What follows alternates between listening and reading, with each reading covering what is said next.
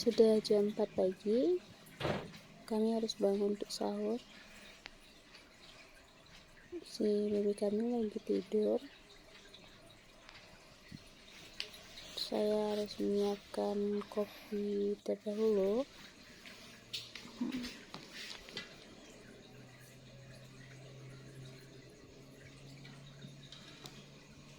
Dan sebentar lagi saya juga mau masak mie untuk menu tambahan, karena semalam saya sudah menggoreng ayam.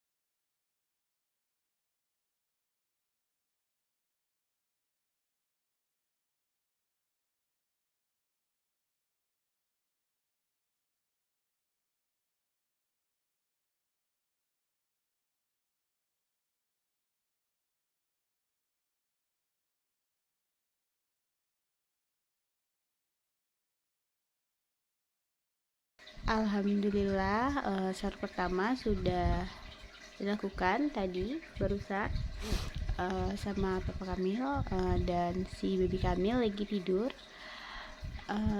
Semoga puasa pertama kita nanti dilalui tanpa ada rintangan.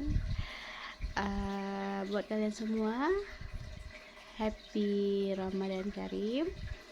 Semoga kita semua di Ramadan ini diberi kesehatan dan rezeki yang berlimpah. Amin. Buat kalian yang nonton video saya, jangan lupa like, subscribe, dan komen ya. Assalamualaikum warahmatullahi wabarakatuh.